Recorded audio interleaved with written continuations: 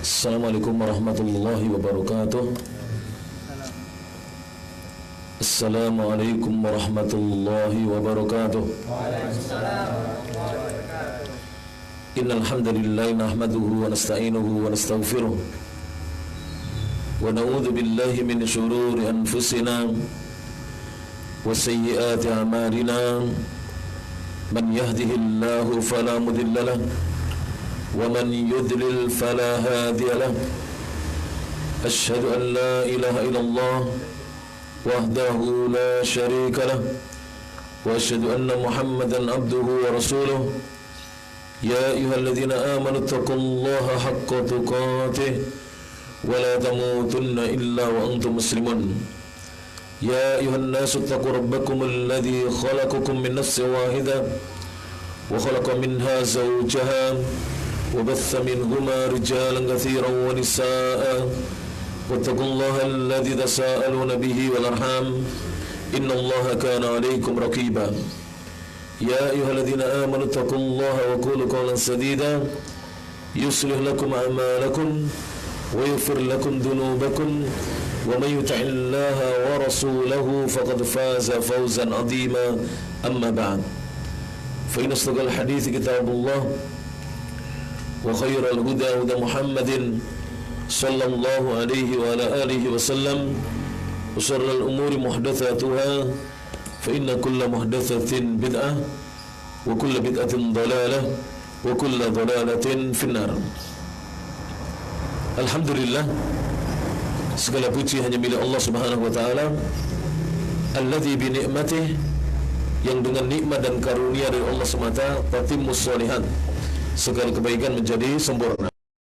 Kita bersyukur kehadirat Allah yang Maha Kuasa, di mana di pagi hari ini alhamdulillah Allah telah mencurahkan rahmatnya kepada kita sekalian. Hujan turun di waktu salat subuh, maka sudah selayaknya kita memanjatkan doa kepada Allah Subhanahu wa taala. Mutirna bi fadlillah wa rahmatih. Alhamdulillah kita telah diberi hujan oleh Allah Subhanahu wa taala berkat fadl, keutamaan dari Allah, karunia darinya dan rahmat kasih sayangnya Allah Subhanahu wa taala. Sebagaimana sudah diumumkan dan disebarkan pengumuman kajian ini, insyaallah taala ini adalah kajian perdana, dan setiap bulannya insyaallah di awal bulan, kalau tidak ada halangan insyaallah di setiap ahad yang pertama di awal bulan insyaallah taala kita akan kadakan kajian di Flip English School ini insyaallah taala setiap pukul 06.30 hingga kurang lebih 07 atau 05.30 hingga 06.30 atau 07 insyaallah taala.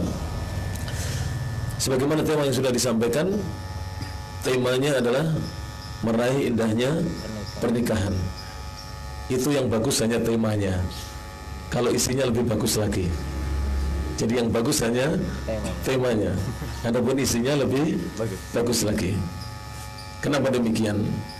Karena para ulama mengatakan, kata para ulama, al-ilmu bila amalin kasyajari bila thamarin. Ilmu tanpa diamalkan itu seperti halnya pohon tidak membuahkan hasilnya, yang tidak menghasilkan buahnya. Apa maksudnya? Banyak di antara kaum muslimin ini sebagian besarnya belum punya ilmu. Jika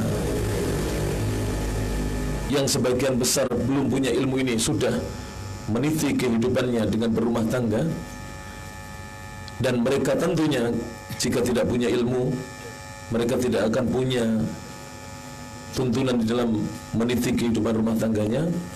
Bagaimana ya nanti ke depannya dia tidak punya ilmu. Namun di sana juga ada sebagian kaum muslimin yang sudah pernah belajar di pesantren atau mengkaji ilmu khususnya terkait dengan pernikahan, ternyata juga masih banyak yang belum mengamalkan ilmunya. Maka dalam kesempatan pagi yang cerah ini Dan insyaallah ini akan bersambung ya. Ini kitab yang akan kita bahas, Al-Wajiz, judulnya Al-Wajiz. Al-Wajiz fi Fiqh Sunnati wal Kitab Al-Aziz. Kitab ini disusun oleh Syekh Dr. Abdul Adim Ibnu Badawi Al-Khalafi, hafizahullah ta'ala, semoga Allah menjaga beliau. Dan insyaallah setiap kajian ini secara tuntas, dengan harapan baik yang sudah menikah, lebih-lebih yang belum menikah, ketika mengarungi kehidupan rumah tangganya betul-betul di atas ilmu dari Allah Subhanahu wa taala. Tapi pembahasan kita mulai dari hukum pernikahan. Jadi kitab ini adalah merujuk kepada kitabun nikah, kitab tentang pernikahan, dari kitab apa tadi? Al-Wajiz. Yang pertama yang kita bahas adalah tentang hukmuhu, apa hukum menikah. Para ulama mengatakan an-nikahu min akadi sunanil mursalin. Pernikahan merupakan salah satu sunnah di antara sunnah-sunnah para utusan yang sangat ditekankan untuk dilakukan. Jadi pernikahan merupakan salah satu sunnah di antara sunnah-sunnah para rasulnya Allah Subhanahu wa taala yang sangat kuat untuk ditekankan dan dikerjakan. Allah Subhanahu wa taala berfirman sebagaimana dalam surah Ar-Ra'd ayat yang ke-38, A'udzubillahi minasyaitonir rajim. Kita simak ayat yang mulia ini. Kata Allah, "Wa laqad arsalna rusulan min qablik." Dan sungguh benar-benar kami telah mengutus, kata Allah, beberapa utusan, rasul-rasul sebelum dirimu wahai Nabi Muhammad sallallahu alaihi wasallam. Ini diingatkan oleh Allah Ta'ala kepada Nabi Muhammad sebab beliau adalah Nabi dan Rasul terakhir, Rasulullah Muhammad sallallahu alaihi wasallam. Nabi-Nabi Allah dimulai dari Nabiullah Adam alaihissalam.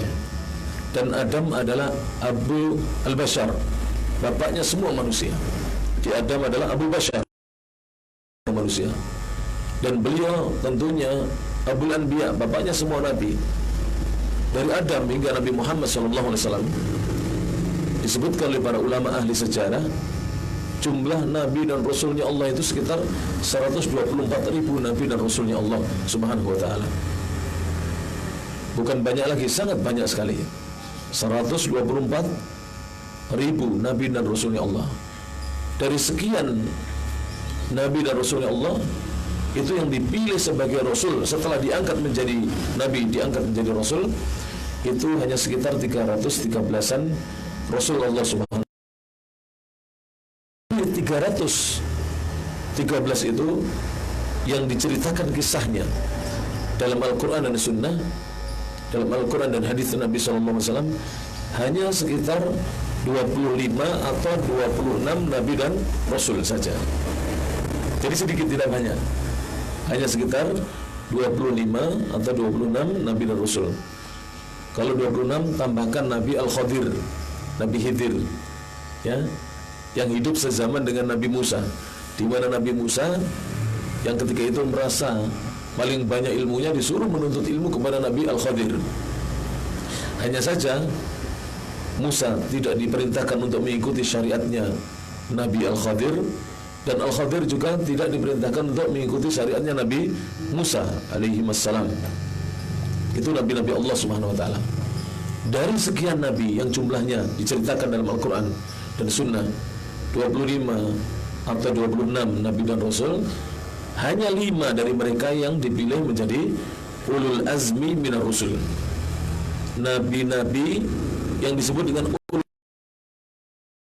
rasul, yang disebut dengan ulul azmi.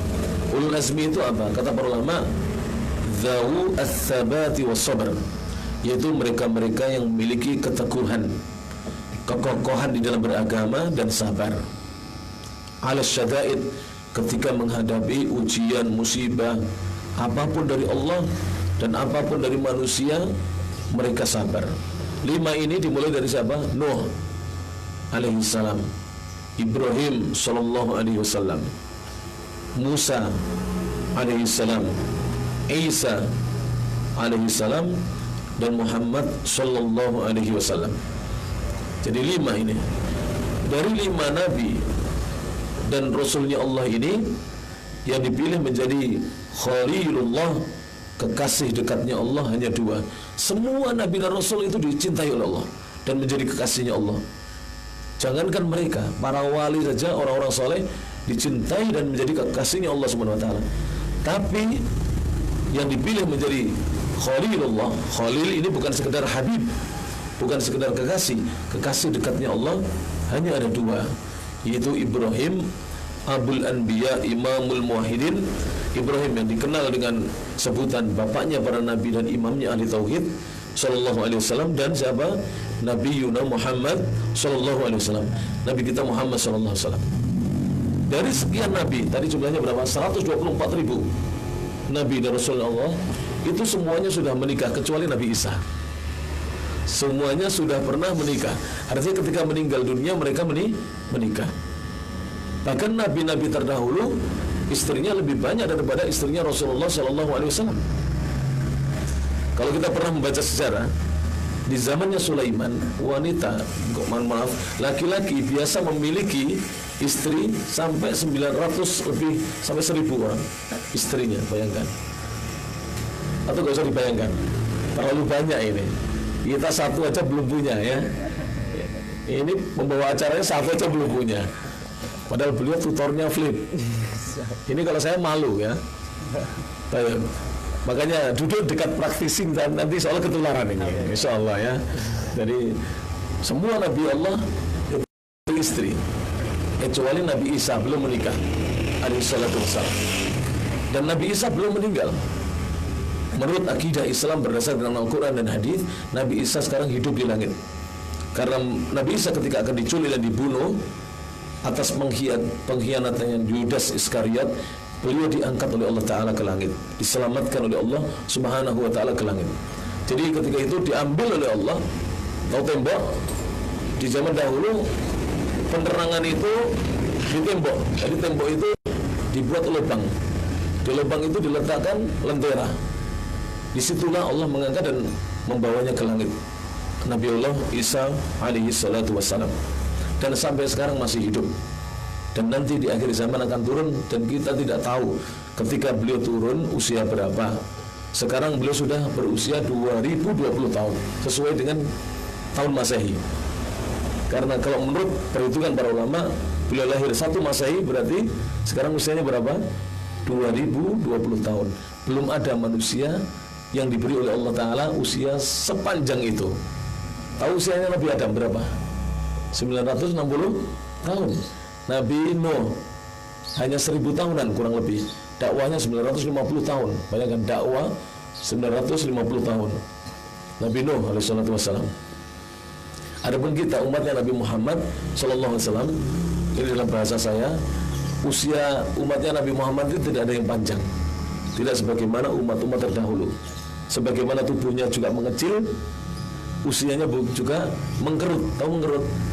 Menjadi sedikit. Jadi memendek. Umat-umat di zaman dahulu, Nabi Adam, tahu tingginya Nabi Adam? Nabiullah Adam alaihi salatu wassalam tingginya itu 60 dira', situna dira'an. Pernah saya buat meter sekitar 28 meter. Karena dira' itu berbeda-beda. Kalau orang biasa, orang Indonesia 40 cm. Kadang-kadang sampai ini lebarnya nih, panjangnya ini dira', hasta kita. Dari jari yang tengah sampai siku. Ini bermacam-macam, ada yang 40 cm, ada yang 50, ada yang 60. Kalau orang yang tinggi semakin panjang. Nabi Adam tingginya berapa? 28 meter. Kalau saya berdiri ini kira-kira sampai di mananya Nabi Adam? Mungkin hanya di mata kakinya ya. Mata kakinya Nabi Adam mungkin di sini ya. Besar sekali, 28 meter, bayangkan.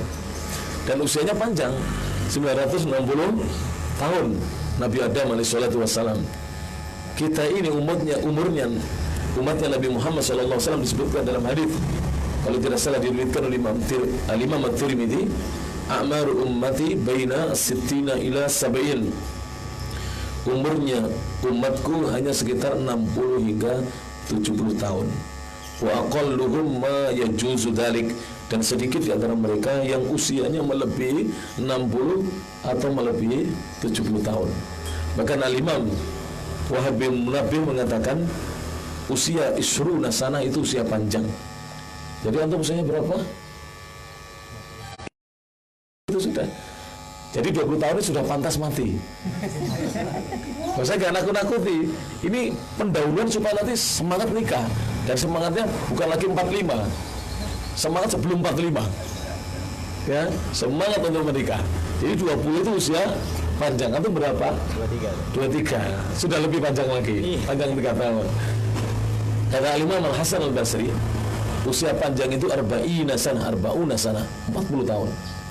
Kata sahabat yang mulia Abdullah bin Abbas radhiyallahu anhuma, usia panjang itu situna sanah, 60 tahun. Untuk umatnya siapa? Umatnya Nabi Muhammad SAW. Saya sudah 45, berarti sudah lebih dari panjang. Karena panjang itu 40 tahun. Yang lebih dari 60 berarti sudah lebih dari panjang. Karena panjang itu 60 tahun. Mudah-mudahan Allah memberkahi usia kita, berarti. Dan saya berharap adik-adik yang muda-muda ini, para jombloan dan jomblowati, jangan sampai kita mati sebelum menikah. Usahakan hidup, menikah baru mati. Jangan sampai meninggal sebelum menikah. Kemudian beliau mengatakan tentang ayat tadi, walaqad arsalna rusulan min qablik, dan sungguh benar-benar kami, kata Allah, telah mengutus beberapa rasul sebelum dirimu wahai Nabi Muhammad. Wa ja'alna lahum azwajan wa dhurriyyah, dan kami jadikan untuk mereka istri-istri sebagai pasangan-pasangan hidup para rasul dan para nabi Allah, dan juga anak-anak keturunan. Yang kedua, beliau mengatakan, jadi ini poin yang pertama dari hukum pernikahan, bahwa nikah itu adalah sunnahnya para utusan.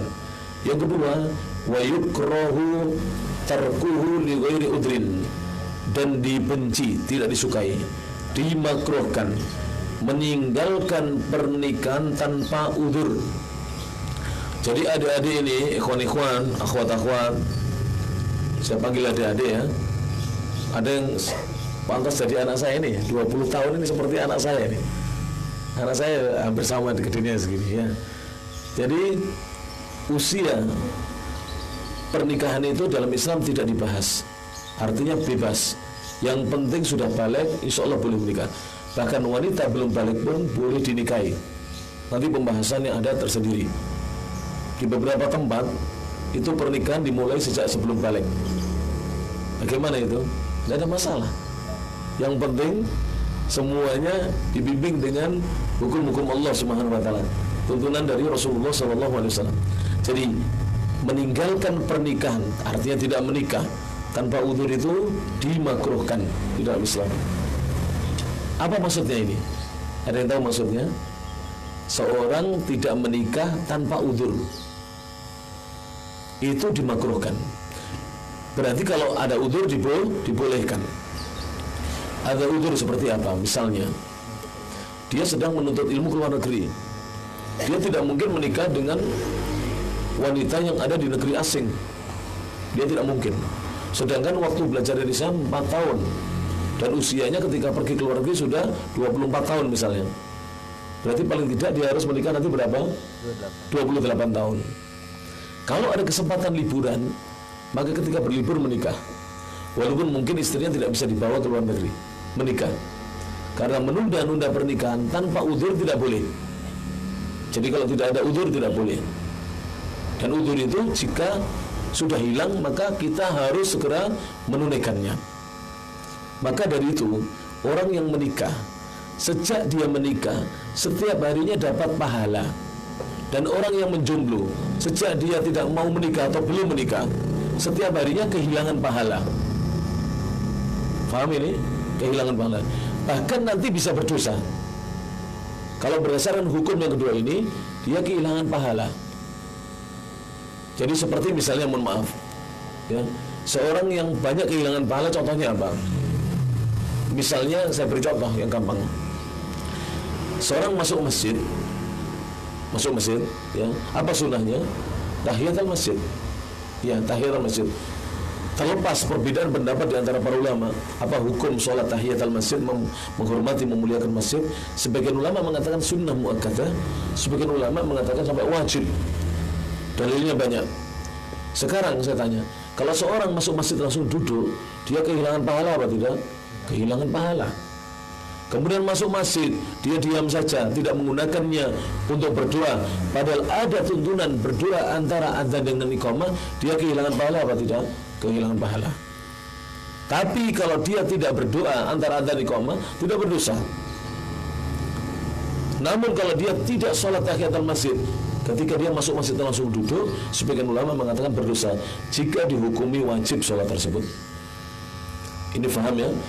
Jadi seorang yang tidak menikah itu, kalau dia punya alasan tidak berdosa, tapi dia tidak dapat pahala dari Allah Subhanahu wa taala. Tapi kalau dia tidak punya alasan menunda-nunda pernikahan, berdosa. Apalagi kalau dia dihukumi seorang laki-laki atau perempuan yang sudah wajib menikah. Sebab nanti ada seorang dia hanya dihukumi sunnah untuk menikah, ada yang dihukumi wajib untuk menikah, ada yang dihukumi haram baginya untuk menikah. Kok bisa? Siapa yang bisa jawab? Dapat hadiah nanti, panitia siapkan. Siapa yang bisa jawab? Jadi seorang dihukumi dalam agama, dia diharamkan untuk menikah, justru dia tidak boleh menikah. Siapa para jawab yang bisa menjawab? Ya, dapat hadiah, silakan. Belum ada yang jawab? Atau nanti ditunda jawabannya, dipikir dulu. Nanti jawabannya ketemu kalau saya sudah nyampaikan materinya ya. Jawabannya ketemu. Baik, kita lanjutkan. Li hadits Anas bin Malik.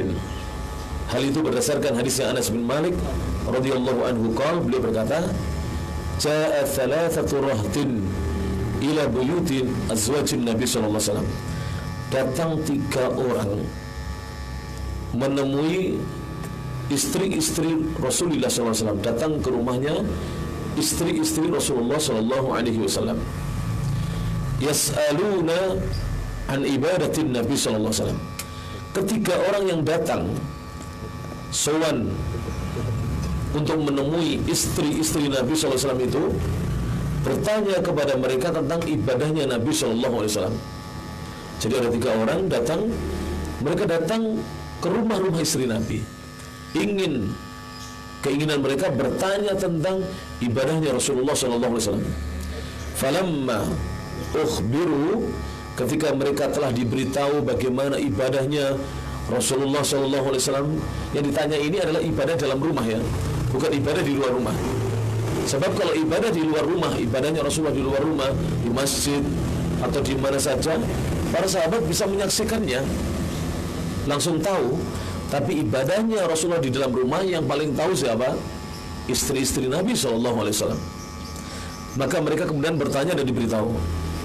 Ka'annahum falamma ukhbiru, ketika mereka telah diberitahu, ka'annahum taqalluha, maka mereka merasa bahwa ibadah mereka selama ini sangat sedikit dibandingkan ibadahnya Rasulullah SAW.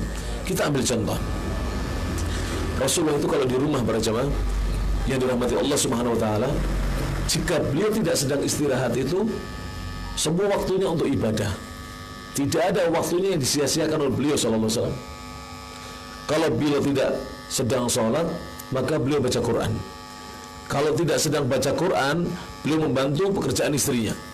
Kalau beliau tidak membantu pekerjaan istrinya, beliau mengasuh putra atau cucunya. Kalau tidak demikian, berarti beliau istirahat tidur. Karena beliau juga manusia biasa sebagaimana kita sallallahu alaihi wasallam. Maka ketika mereka mengetahui itu, mereka merasa ibadah mereka sedikit.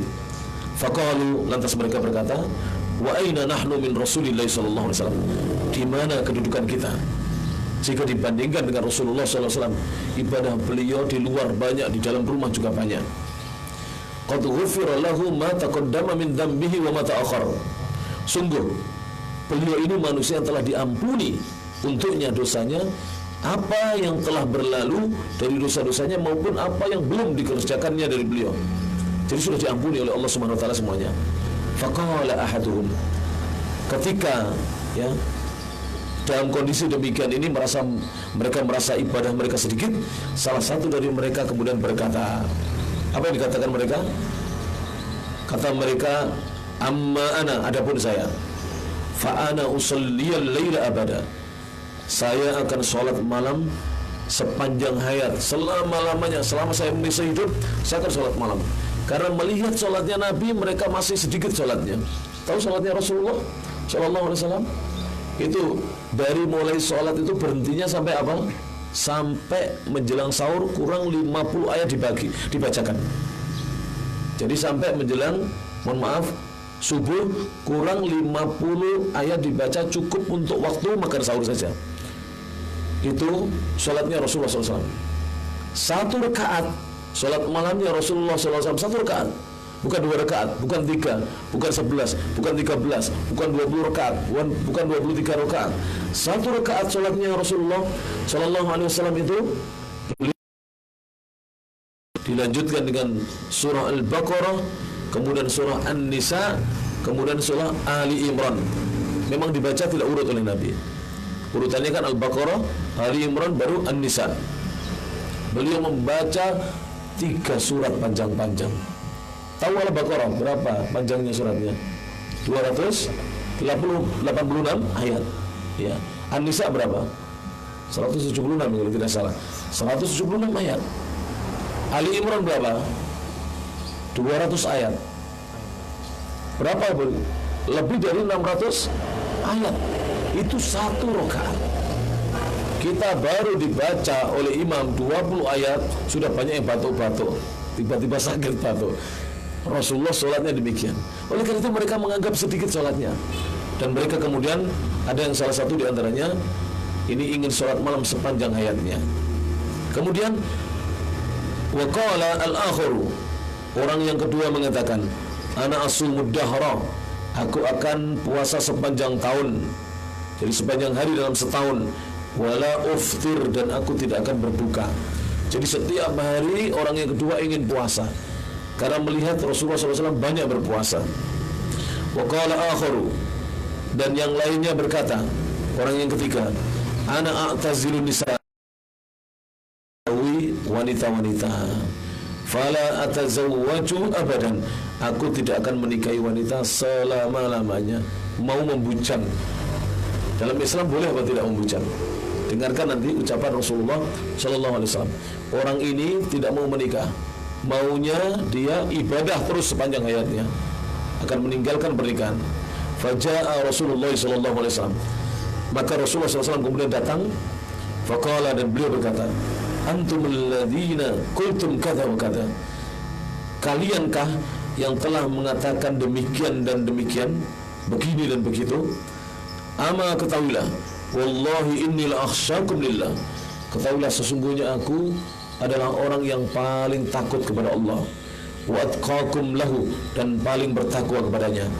Walakinni asumu wa uftir, akan tetapi aku berpuasa dan aku juga berbuka. Jadi Rasulullah kalau puasa itu bukan setiap hari puasa. Rasulullah itu hari ini puasa, besok berbuka, besok lagi puasa, lusanya lagi berbuka. Demikian Rasulullah SAW. Kemudian kata Nabi, wa usalli wa arqud, dan aku sholat, aku juga tidur. Jadi Rasulullah SAW habis sholat Isya itu kalau tidak ada pekerjaan beliau tidur. Coba antum amalkan ini, antum akan sukses. Benar. Jadi sehabis sholat Isya tidak usah begadang. Kalau antum belajarnya nanti di tengah malam. Antum belajar setelah Isya sampai jam 12 malam. Berapa jam itu setelah Isya? Jam 8, jam 12, 4 jam ya. 4 jam itu bisa dikalahkan dengan belajar 1 jam di waktu sahur. Ini sudah dipraktikkan oleh orang-orang soleh. Orang-orang soleh kebanyakan membaca setengah jam atau 1 jam pelajarannya, di waktunya tidak hilang, teringat terus memorinya. Tapi yang belajar malam itu mudah hilang. Makanya orang-orang soleh habis Isya tidur mereka, bangun di malam hari, mereka sholat, mereka baca Quran, mereka membaca. Begitu Imam Syafi'i, begitu para ulama Ahlussunnah wal Jamaah. Jadi paham ya? Dicoba nanti. Kalau antum ingin sukses, itu habis sholat Isya segera tidur, jalani seperti Rasulullah SAW. Kalau ada kegiatan baru, Rasulullah kalau ada tamu, beliau menunda tidurnya. Kalau ada orang bertanya meminta fatwa, beliau menunda tidurnya. Kalau ada yang sakit, beliau menjenguk orang yang sakit.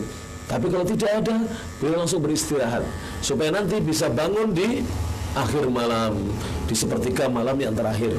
Dan itu yang terbaik untuk belajar. Silakan dicoba menghafal, itu yang terbaik sepertiga malam yang terakhir. Oleh karena itu tokoh pesantren itu akan membangunkan santrinya di sepertiga malam yang terakhir untuk beribadah dan untuk belajar di kala itu. Kalau sekarang sebagian pesantren masih membangunkan untuk ibadah dan sahur, tapi sudah tidak menyuruh santrinya untuk belajar. Kalau dulu menyuruh santri belajar di waktu sepertiga malam yang terakhir. Itu nanti subhanallah hasilnya luar biasa. Apa yang dibaca itu kuat melekat dalam ingatan. Hasilnya luar biasa para jemaah. Maka kemudian Nabi mengatakan yang ketiga, wa atazawwajun nisa, dan aku menikahi juga wanita-wanita. Faman raghiba an sunnati, maka barang siapa yang membenci sunnahku, falaysa minni, maka dia bukan golonganku. Jadi siapa yang membenci sunnah Nabi SAW, dia bukan golongannya Rasulullah SAW. Hadis ini hadis yang sahih, muttafaqun alaih, diriwayatkan oleh Imam Al-Bukhari, Imam Muslim, dan Imam An-Nasa'i rahimahullah ta'ala. Kemudian ini tadi poin yang kedua ya. Jadi dimakruhkan, dibenci seorang tidak menikah, meninggalkan pernikahan tanpa udzur. Kalau ada udzur boleh. Contoh lain udzur apa? Misalnya dia harus merawat ibunya, kemana-mana harus digendong, harus dirawat. Bahkan ibunya tidak bisa apa-apa. Dia pun tidak bisa menggunakan waktunya untuk kerja, pun terbatas waktunya. Dia hanya jualan online supaya bisa dapat rezeki untuk membiayai pengobatan ibunya. Tentu dia menikah tidak bisa, karena dia kalau menikah dia harus menafkahi anak istrinya, uangnya hanya cukup untuk hidupnya dia dengan ibunya. Maka seperti ini udzur, dia boleh menunda. Tapi adik-adik muda yang misalnya alasannya masih sekolah, kalau sekolah di dalam negeri itu sambil menikah lebih enak, nanti digabung. Jadi misalnya transferan dari orang tua kita dan dari istri kita atau calon istri kita digabung jadi satu, dibuat masak lebih irit, masya Allah. Kalau capek ada yang mijitin, kalau ngerjakan tugas, kalau lagi ngerjakan tugas di malam hari ada yang bikinkan kopi. Beda dengan jomblo. Kalau ada tugas ngopi di luar, belum ada yang tukang bikinkan apa? Kopi. Bajunya tidak setrikaan karena belum ada yang nyetrikakan, ya kan? Tapi kalau sudah menikah, masya Allah. Dan banyak, baik guru-guru saya di Indonesia maupun para syekh saya di Saudi Arabia, itu rata-rata banyak yang menikah ketika anak S1. Serata 1 belum lulus. Ada yang semester 2, 1 sudah menikah. Hasilnya menjadi doktor dan profesor doktor. Tapi kita yang menunda pernikahan kadang-kadang nggak lulus sarjana. Jadi jangan menunda pernikahan. Kalau memang sudah siap, segera menikah. Apalagi keluarga mengizinkan, segera menikah. Yang ketiga, poin yang ketiga, wajibu 'alal qadir alaihi, wajib bagi yang mampu menikah, idza khasyiya, apabila dia khawatir, ala nafsihi, atas dirinya, al-anat, dia jatuh dalam perbuatan zina. Jadi seorang yang mampu menikah dan dia khawatir jatuh dalam perzinaan, maka hukumnya menjadi wajib. Saya ulangi, hukum pertama menikah apa? Sunnah muakkadah, sunnahnya para nabi. Yang kedua, meninggalkan pernikahan tanpa udzur dimakruhkan. Yang ketiga, wajib menikah bagi yang mampu menikah. Zina itu macam-macam loh ya. Zina itu macam-macam. Yang paling beratnya adalah berhubungan badan laki-laki dengan perempuan yang bukan halal baginya, yang tidak halal baginya. Ini zina yang paling berat. Tapi zina itu bisa dengan memandang, dengan menyentuh, dengan berduaan, dengan pacaran, dengan chattingan, dengan telepon-teleponan. Ini semuanya adalah mukaddimah dari zina. Naudzubillah min dzalik. Maka bagi yang khawatir dia akan terjatuh kepada perbuatan perzinaan dan dia telah mampu, maka wajib untuk menikah. Kenapa? Li'anna zina haramun, karena zina itu diharamkan. Wa kadzalika ma yuaddi ilaih, demikian juga apa yang bisa mengantarkan kepada zina ini juga haram. Maka dari itu pacaran dalam Islam apa hukumnya? Aku Nawidi, haram atau boleh? Kalau ditulis pacarannya Islami, Ustaz, bukan pacaran ala orang kafir tapi Islami, boleh nggak? Saya pakai kopiah ketika apel, saya suruh pakai jilbab misalnya ketika diapelin, pacarannya Islami. Saya nggak pegang-pegangan Ustaz, cuman apel saja atau makan bersama, boleh apa tidak? Tetap haram, ya? Forbidden. Ya, jadi pacaran itu ada yang dihalalkan, tapi nunggu kalau sudah akad nikah. Adapun pacaran sebelum akad nikah haram. Bermesra-mesraan, berdua-duaan sebelum adanya akad nikah haram. Yang musibah sekarang ini, antum lihat nanti kalau di jalan itu ya, kalau antum naik motor, lihat kalau ada wanita dibonceng laki-laki, dia pegangan besinya, ini istrinya, pasti dipastikan istrinya.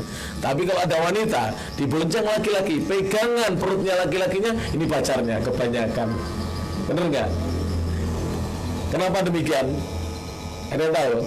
Karena kemesraannya sudah habis ketika pacaran, ketika jadi istri sudah gak mesra lagi. Kalau ada di warung makan suap-suapan pasti pacarnya.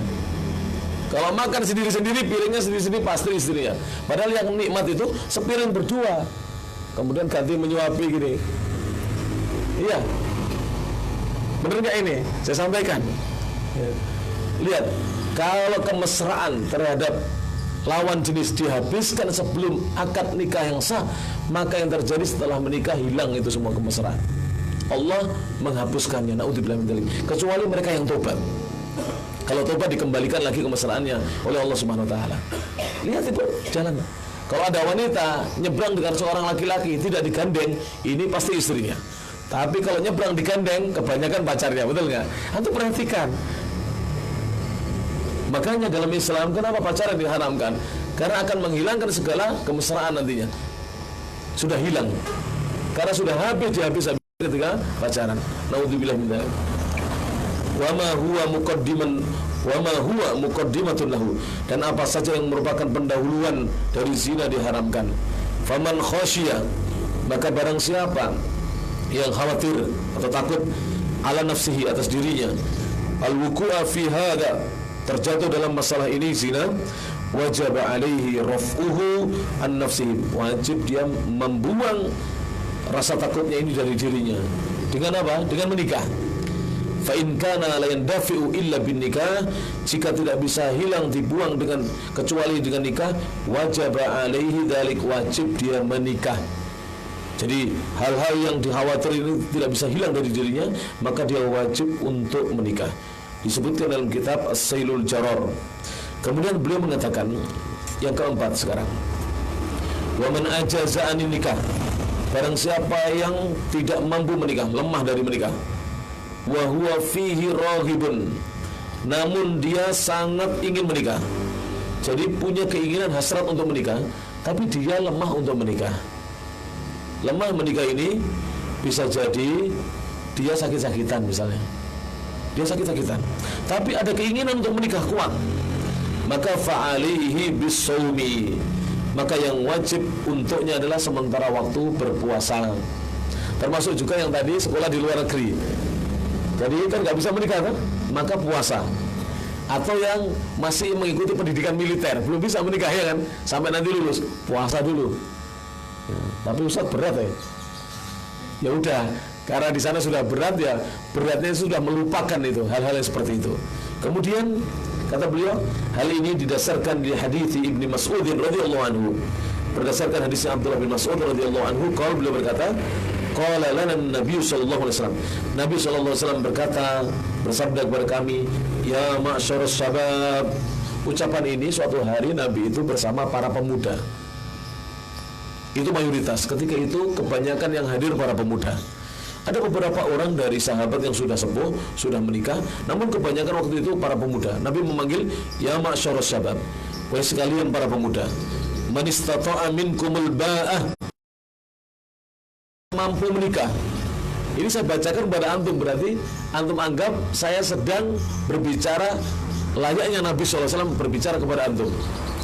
Wahai para pemuda, siapa di antara kalian sudah mampu menikah, fal yatazawwaj, maka hendaknya segera menikah. Saya praktisi pernikahan, begitu kan di pengumumannya, iya, ditulis begitu. Praktisi pernikahan ini maksudnya sudah menikah, bukan sering menikah bukan, atau bolak-balik menikah bukan, menikah. Dan sudah beberapa kali menikahkan, itu bener ya. Jadi praktisi pernikahan. Dan sudah berapa kali jadi mak comblang, atau mak comblang, MC itu bukan MSC, mak comblang. Jadi guide untuk menjodohkan laki-laki dan perempuan. Dengarkan ya, saya ini termasuk terlambat menikah. Saya lulus S1 tahun 98. Nggak tahu itu usia berapa, 98? Baru 2 tahun. Baru 2 tahun. Ya, 98 saya sudah lulus S1. Usia 22, kalau nggak 23 waktu itu saya. Ya. Oh, 23. Saya kelahiran 1975. Tahun 98 saya lulus S1, usia 23. Belum ada keinginan menikah waktu itu. Maklum anak pondokan. Baik, kemudian berlalu begitu. Ada keinginan menikah, berhenti lagi karena semangat belajarnya terlalu menggebu-gebu. Sampai kemudian ada keinginan menikah kuat ketika usia. Tapi saya ingin menyelesaikan belajar dulu sampai usia 33. Kalau sudah tuntas baru menikah. Usia berapa? 33. Padahal waktu itu saya sudah menggebu-gebu di usia mendekati 28. Itu terlambat. Menikah di usia 28 itu apa? 23, 20, 19 itu bagus. Di Saudi Arabia, anak laki-laki 14 tahun sudah berani nikah. 15 tahun sudah punya putra. Enak itu. Nanti seperti neneknya Imam Syafi'i. Imam Syafi'i itu neneknya usia 24 tahun. 24 tahun. Nah, di sini ahwat-ahwat 24 tahun, mbak-mbak 24 tahun belum nikah. Bahkan tidak ada keinginan menikah. Ini musibah ini. Imam Syafi'i neneknya usia berapa? 24 tahun. Lihat, tapi ini 13 abad yang lalu loh ya. Jangan dibandingkan sekarang. Imam Syafi'i itu lahir 150 Hijriah, wafat 204 Hijriah, sudah lama sekali.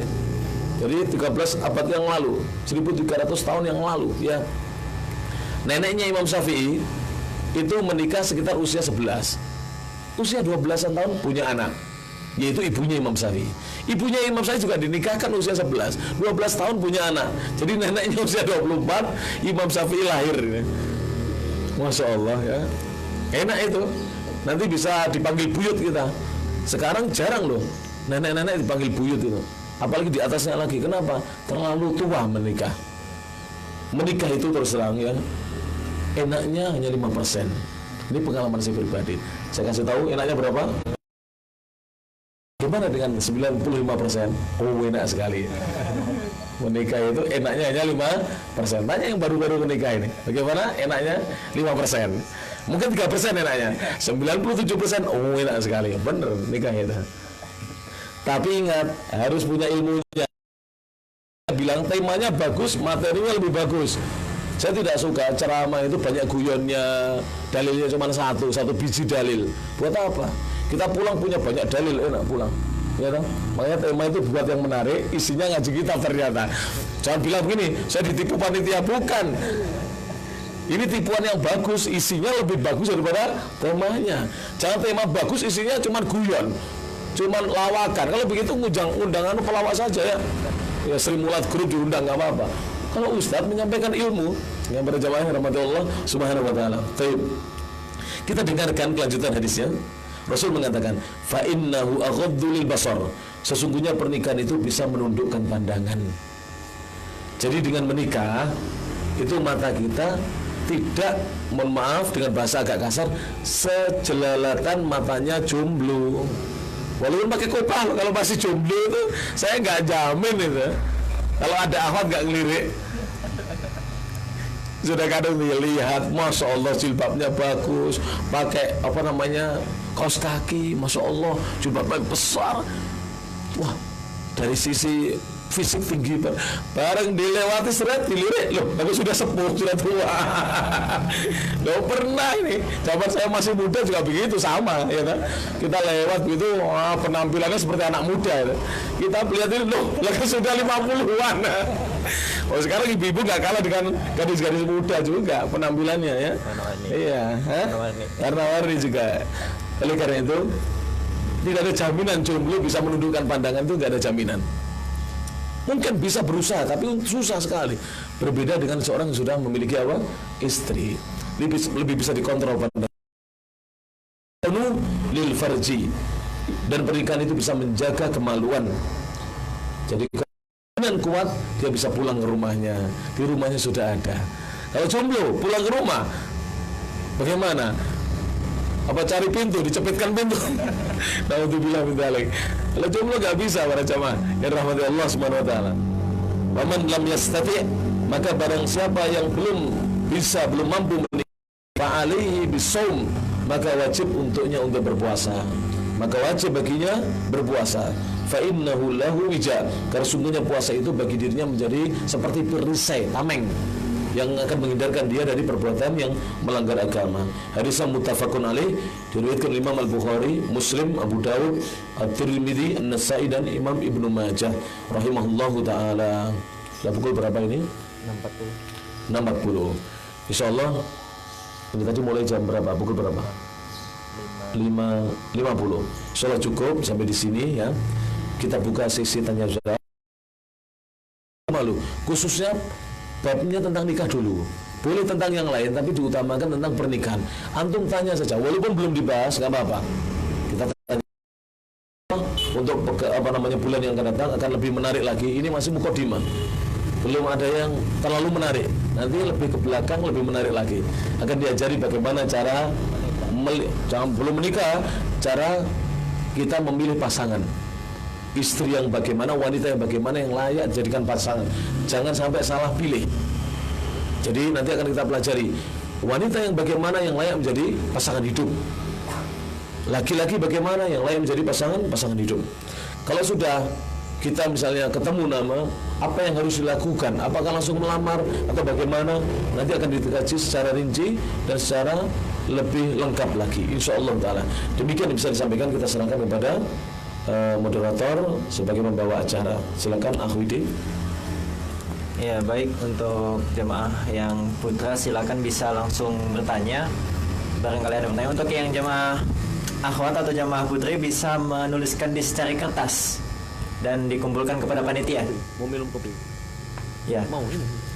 Sekali lagi untuk jamaah putri, jika ada pertanyaan silakan dituliskan di secari kertas kecil, kemudian dikumpulkan ke panitia ke depan. Untuk selanjutnya dibuka sesi tanya jawab, dan silakan untuk dinikmati hidangan yang kita hadapi di pagi hari ini. Insya Allah ada sedikit makanan ringan dan kopi. Baik, selanjutnya kita buka dengan sesi tanya jawab. Untuk selanjutnya saya buka dulu 3 sesi penanya. Untuk yang laki-laki ada yang mau ditanyakan? Silakan. Silakan. Fadhal. Iya silakan Mas Rama. Ini pakai ini ya? Ya ada. Habis lah. Udah itu. Langsung ada. Saya ada beberapa pertanyaan. Yang pertama, kategori mampu itu seperti apa? Apakah sudah bekerja dan ya berkecukupan ekonomi atau seperti apa? Kedua, ini ada seorang akhwat sudah pernah dilamar oleh seorang ikhwan, tapi orang tuanya karena memahami syariat pada membuka jalan bagi seorang ikhwan tersebut untuk melamar. Itu bagaimana tuh? Saya sebagai keluarganya juga dari akhwat tersebut untuk mungkin menyampaikan atau diskusi dengan biasanya keluarga juga biar bisa membantu pernikahan akhwat tadi. Iya baik, satu pertanyaan ditampung. Ada lagi yang ingin bertanya? Satu dulu jawabnya. Oke, satu dulu. Saya ulangi lagi untuk pertanyaannya. Ustadz, bagaimana kategori dikatakan mampu dalam menikah? Apakah harus sudah bekerja dulu atau bagaimana untuk dikatakan sebagai mampu? Dan bagaimana jika keluarga sang calon wanita itu belum paham tentang agama sehingga menghalang-halangi si laki-laki itu untuk melamar? Bagaimana cara mendiskusikannya, Ustadz? Silakan. Bismillah. Alhamdulillah wahda wassalatu wassalamu ala rasulillah wa ala alihi wa sahbihi wa man wala. Mampu untuk menikah itu adalah pertama, laki-laki maupun perempuannya itu sehat. Jadi nanti bisa melakukan aktivitas suami istri. Jadi sehat. Artinya yang suami bisa bekerja dan bisa menafkahi secara lahir dan batin istrinya. Tidak boleh, mohon maaf, dia mampu bekerja tapi dia sakit lemah syahwat, tidak boleh. Kalau dia sakit lemah syahwat harus berobat lebih dahulu sampai sembuh dari lemah syahwatnya. Jadi mampu itu fisiknya sehat, mampu membahagiakan istri, jadi mampu berhubungan suami istri. Dan juga kalau laki-laki dia mampu bekerja mencari nafkah dan tidak harus disyaratkan sudah bekerja. Ini kekeliruan ini. Jadi seorang yang masih pengangguran dia boleh menikah dan sudah dihukumi mampu kalau dia mampu bekerja.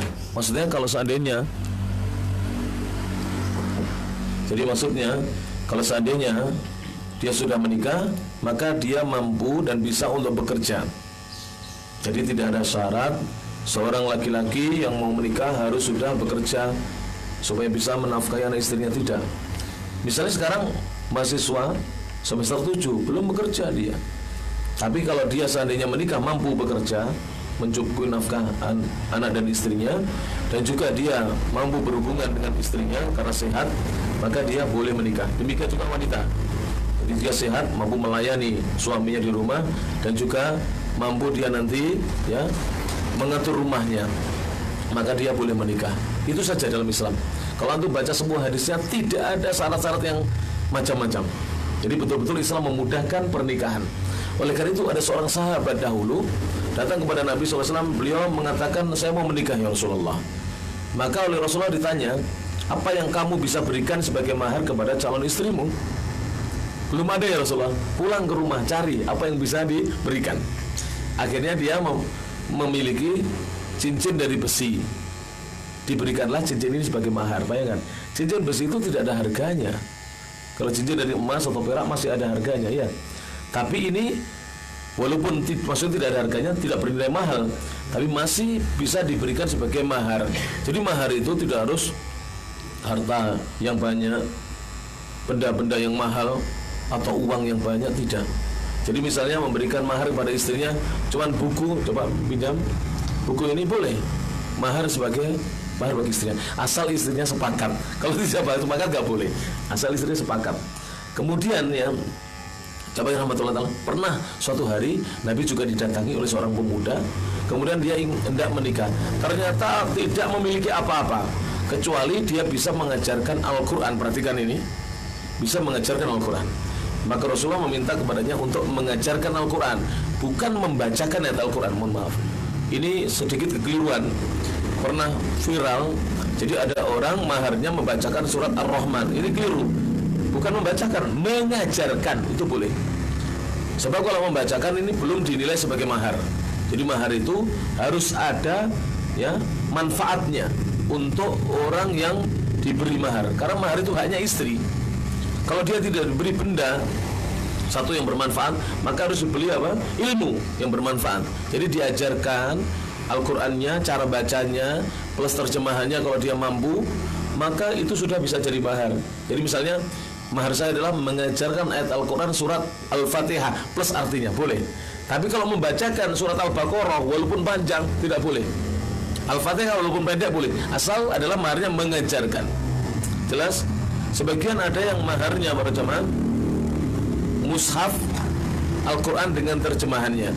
Sebagian ulama membolehkan, sebagian ulama mengatakan jangan.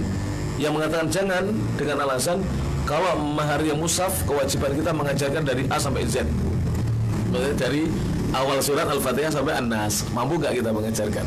Maka maharnya jangan hanya mushaf Al-Quran dengan terjemahnya, tambahkan maharnya apa, misalnya perhiasan emas, uang, atau pakaian busana muslimah untuk dia. Jelas? Nah, supaya kita tidak terkena fatwa sebagian ulama yang harus mengajarkan, kalau kita menghadiahi mushaf Al-Quran harus mengajarkan dari awal sampai akhir. Kita tidak mampu ya seperti itu. Wallahu a'lam bishawab. Kemudian yang kedua, bagi wanita yang belum diizinkan keluarganya, yang mungkin keluarganya masih belum memahami agama, maka sampaikan dengan lemah lembut. Dan jangan sekali, ini pengalaman ya, pengalaman orang-orang tua yang menghalangi, atau kita katakan jangan menghalangi lah, terlalu kasar, yang belum mengizinkan pernikahan, setelah dirayu berkali-kali bisa. Contohnya adalah beberapa orang tua, ketika seorang anaknya laki-laki dia memberitahukan bahwa dia hendak menikah dan sudah punya calon, rata-rata orang tua bilang begini, kalau orang Jawa di sini, mau kamu kasih makan apa anak istrimu nanti? Kenapa? Anaknya masih belum lulus sekolah, atau anaknya baru lulus sekolah belum punya pekerjaan. Pertanyaannya apa? Kamu mau ngasih makan apa? Apakah kamu bisa membelikan perabotan rumah, lemari, dipan, kasur, lemari es, tempat duduk di ruang tamu dan seterusnya? Itu pertanyaan orang-orang di Jawa ini kebanyakan. Maka sampaikan kepada orang tua, ya, sampaikan orang tua alasan-alasan kita, insya Allah diterima. Dan kebanyakan pengalaman dari teman-teman yang saya berikan nasihat, kebanyakan menyampaikannya hanya sekali atau 2 kali. Terus sampaikan. Mungkin setiap pekan disampaikan, insya Allah orang tua akan bisa menerima. Wallahu a'lam. Ya, jazakumullah khairan atas jawabannya Ustaz.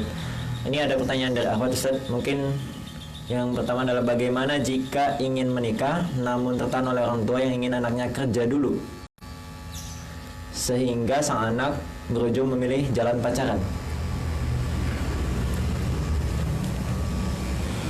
Menunda pernikahan jika memang orang tua masih bersikeras menahan kita, tidak memperbolehkan atau tidak mengizinkan kita menikah, boleh, tapi berpacaran haram. Jadi jangan pacaran. Bahkan saya anjurkan yang masih pacaran pada hari datang di kajian saya ini, pulang dari kajian langsung SMS, "Dik, sementara kita putus." Sampaikan di situ. Kenapa putus? Saya sudah ngaji, pacaran haram. Apakah kita mengkhianati cintanya dia? Tidak. Apakah dia mengkhianati cinta kita? Tidak. Justru itu ujian. Kalau dia bisa menahan diri dan kita juga bisa menahan diri sampai kita datang melamarnya, berarti memang ini pasangan yang diridhoi Allah. Berarti itu pilihan Allah. Sebab sekarang itu pilihan kita, bukan pilihan Allah. Saya beri contoh ya. Seorang laki-laki, tiap dia melamar ditolak, maka katakan yang ditolak itu pilihan kamu, belum datang pilihannya Allah. Begitu yang kelima dia melamar diterima, berarti itu pilihan Allah. Nah, kita ingin pilihan Allah atau pilihan kita? Kalau pilihan Allah, Allah tahu zahir dan batinnya. Kalau pilihan kita, kita hanya tahu zahirnya saja, baik luarnya saja, dalamnya kita tidak tahu. Apa yang disembunyikan calon istri kita, kita tidak tahu. Maka pengalaman dari beberapa orang yang sudah menikah, praktisi pernikahan, ada yang ya, pengalaman seseorang ini saya sampaikan, pengalaman seseorang, saya nggak mau sebut nama. Dia mau menikah sudah, ternyata istrinya lebih memilih seorang laki-laki yang sudah bekerja, punya pangkat, sedangkan dia masih kuliah, belum bekerja. Ternyata setelah dia lebih memilih Allah Subhanahu wa taala, meninggalkan pacaran, meninggalkan hal-hal yang dilarang, Allah ternyata memilihkan yang lebih baik.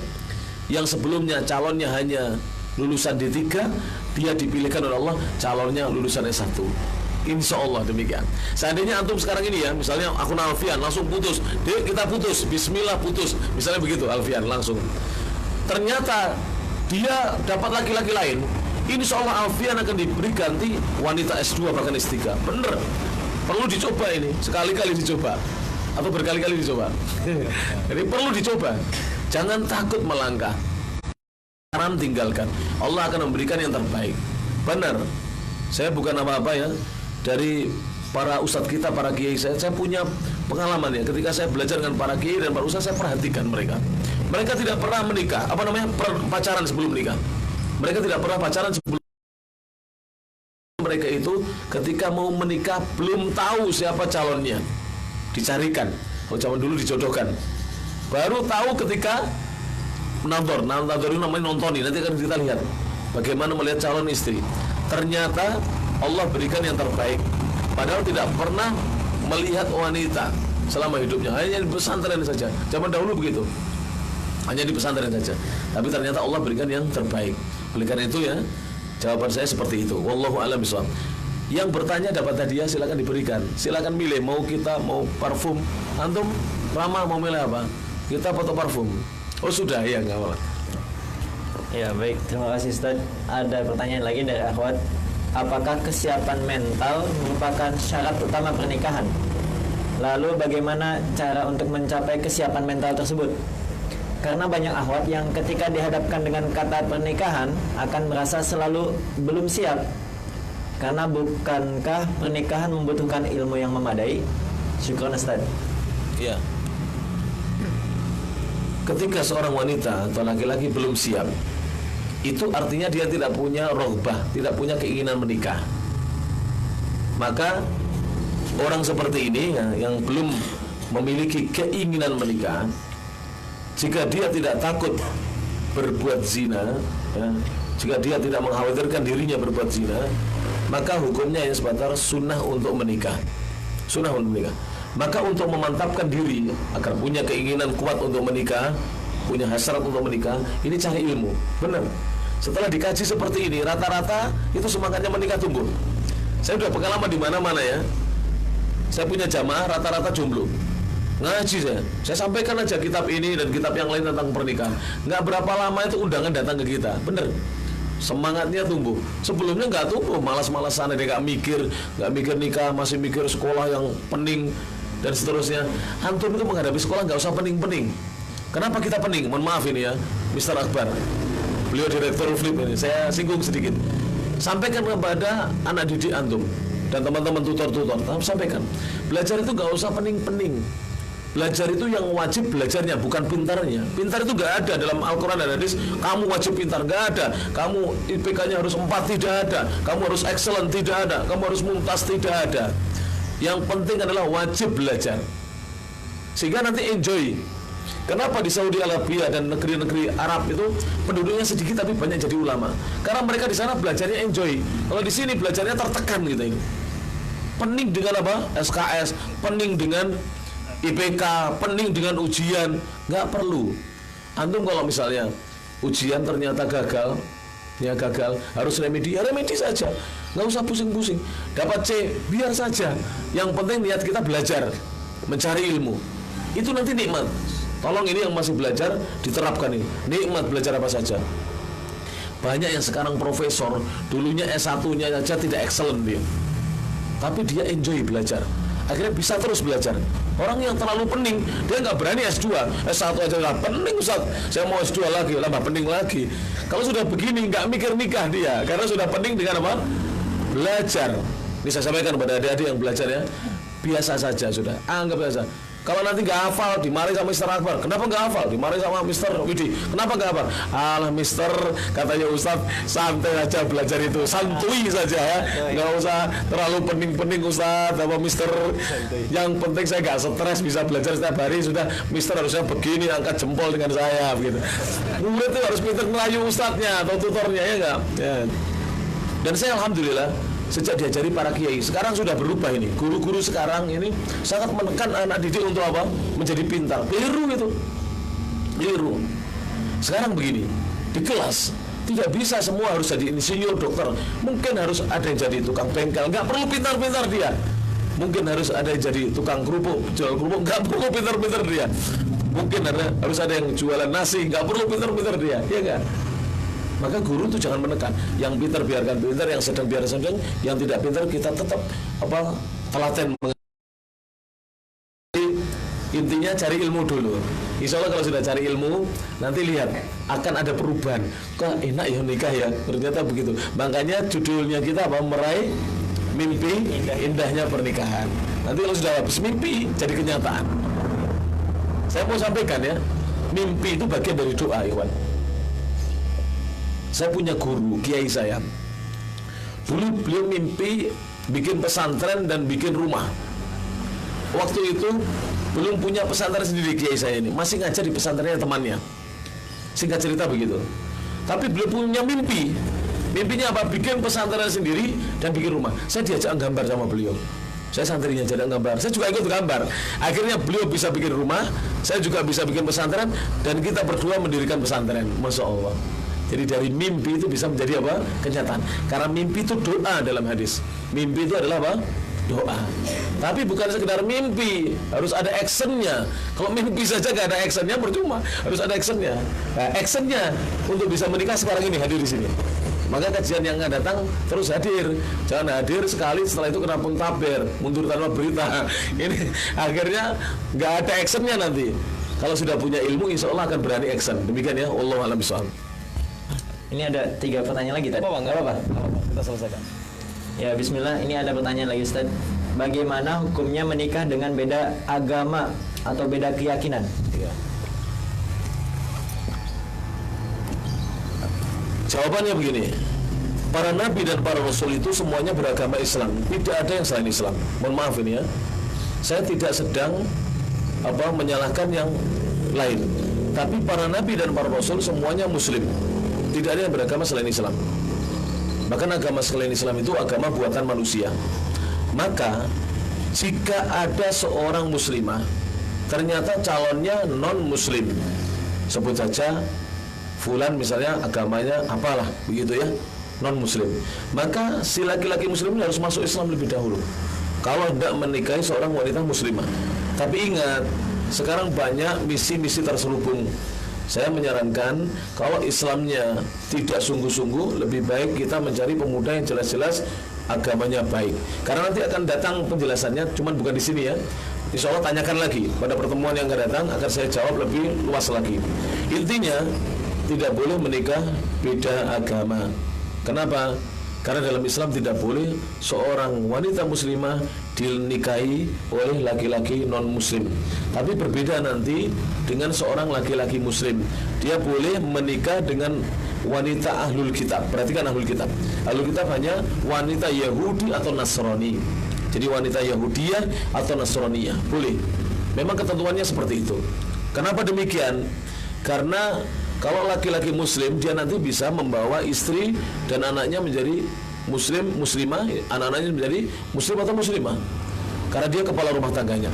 Tapi wanita muslimah khawatirnya nanti dia akan ikut suaminya non muslim, bahkan anak-anaknya juga dibawa oleh suaminya non muslim. Maka Islam menjaga agama, dan ketahuilah hanya Islam yang akan diterima oleh Allah Subhanahu wa taala. Kita dalam berbicara ini ya, terus terang, saya dulu waktu masih mahasiswa kuliah di IAIN Sunan Ampel Surabaya S1, saya belajar dengan seorang kiai. Beliau namanya Kiai Haji Abdullah Wasi'an. Kiai Haji Abdullah Wasi'an ini murid dari Kiai Haji Bahauddin Mudhari. Kedua tokoh ini selain tokoh Islam, beliau juga ahli kristologi. Dan banyak beliau dialog, diskusi, saya tidak mau mengatakan debat ya, yang bagus diskusi atau dialog, sharing dengan orang-orang di luar Islam, khususnya Nasrani, dan banyak di antara mereka yang masuk Islam. Saya sampaikan ya, kalau kita belajar Islam dari dasarnya yang murni, Al-Quran dan Sunnah, akan banyak orang yang tertarik dengan Islam. Sekarang ini yang menjadi masalah adalah umat Islam tidak tahu Islamnya itu sendiri, sehingga dia tidak bangga dengan Islamnya. Jadi kalau seorang misalnya dia tahu Islam, dia akan bangga dengan Islamnya. Bahkan Nabi Isa pun, seandainya nanti sudah diturunkan di dunia, Nabi Isa nanti akan turun di dunia lagi, turun di bumi lagi, Nabi Isa akan mengikuti syariatnya Nabi Muhammad SAW. Ini artinya Nabi Isa juga seorang muslim. Demikian ya, wallahu a'lam bishawab. Ya, terima kasih Ustaz. Pertanyaan selanjutnya yaitu, Assalamualaikum Ustaz, saya pernah baca terjemahan kitab Uqudul Jain bahwa wanita yang keluar rumah tanpa izin dari suaminya maka termasuk nusyuk atau pembangkangan. Bagaimana jika ada sang suami sedang di luar rumah dan tidak bisa dihubungi? Apakah kita harus menunggu sampai sang suami kita datang atau ada cara lainkah dari Ustadz? Wanita memang kalau sudah menikah itu keluar rumah harus seizin istrinya, harus seizin suaminya. Istri harus seizin suaminya. Hanya saja yang tidak difahami oleh para istri zaman ini, seharusnya dia minta izin secara umum semenjak awal kali pernikahan. Jadi misalnya bang atau kak atau mas, kalau nanti mas tidak ada di rumah, kemudian saya butuh gasnya habis, pulsa listrik habis, boleh nggak saya beli? Jadi harus izin seperti itu. Demikian juga misalnya kalau ibu saya sakit atau bapak sakit, boleh nggak saya nengok? Maka harus izin. Jika jarak keluarnya tidak sampai safar dan dia sudah izin secara umum, maka dia boleh tanpa izin keluarnya. Atau dengan izin, sekalipun izinnya atau SMS-nya belum dibaca oleh suaminya, atau sudah dihubungi suaminya tidak mengangkat teleponnya karena di luar kota yang jauh, tidak terjangkau oleh sinyal misalnya. Tapi kalau keluar kota berjarak safar, maka wanita tidak boleh keluar kecuali dengan mahramnya dan harus dengan seizin suaminya. Jadi seizin suaminya. Kalau sudah menikah ditambah seizin suaminya, harus bersama mahramnya. Mahramnya seperti dijemput bapaknya dia, atau diantarkan bapak suaminya, berarti mertuanya, atau diantarkan siapa lah. Mahram itu yaitu laki-laki yang tidak boleh menikahi dirinya, seperti pamannya, kakeknya, adik laki-lakinya, kakak laki-lakinya. Ini adalah mahram, jelas anak laki-lakinya. Demikian ya, wallahu a'lam bishawab. Tinggal satu. Ya, ini terakhir Ustadz, ketika kita ingin menikah, kita harus berusaha dan berdoa. Lalu bagaimana cara kita berusahanya? Karena saya tuh sering bertanya-tanya, rata-rata jawabannya adalah memperbaiki diri saja. Dan ketika kita dihadapkan dengan beberapa pilihan, namun masih dibingungkan dan banyak keraguan, apa jalan keluarnya agar kita yakin dan menyukai dia karena Allah? Mohon maaf waktunya habis, tapi saya jawab singkat. Baca surat An-Nur, surat nomor 24 ayat 32. Jadi baca surat An-Nur, surat nomor 24 ayat 32, dan juga baca surat Ar-Rum, surat nomor 30 ayat 21. Jawaban ada di situ semuanya. Yang intinya, kalau kita sudah punya bekal dan kita punya hasrat untuk menikah, Allah akan memberikan jalan keluar kepada kita. Jadi kalau kita sudah punya bekal untuk menikah, ilmunya sudah ada dan hasratnya sudah kuat untuk menikah, jangan ditunda. Baca tadi surat apa? Pertama An-Nur, surat nomor 24 ayat 32, dan juga surat Ar-Rum, surat nomor 30 ayat 21. Insya Allah jawabannya ada di sana, tapi penjelasannya tidak di sini karena waktunya. Insya Allah saya mau meluncur di tempat yang lainnya. Insya Allah akan kita jelaskan dalam pertemuan-pertemuan yang akan datang. Insya Allah Taala. Ikuti saja ya episode yang berikutnya. Insya Allah kita akan lebih jelas lagi. Ya, kita akan lebih menjelaskan lebih gamblang dan lebih terperinci. Insya Allah Taala. Wallahu a'lam bishawab. Terima kasih atas segala perhatiannya. Mudah-mudahan apa yang dikaji ini bermanfaat dan ini bisa menjadi kajian rutin kita di pagi hari yang sejuk ini, insyaallah taala, di setiap ahad pertama, insyaallah di setiap bulannya. Mudah-mudahan Allah bisa memudahkan segala urusan kita. Subhanakallahumma bihamdik, asyhadu an la ilaha illa anta, astaghfiruka wa atubu ilaik. Wa akhiru da'wana alhamdulillahirabbil alamin. Assalamualaikum warahmatullahi wabarakatuh.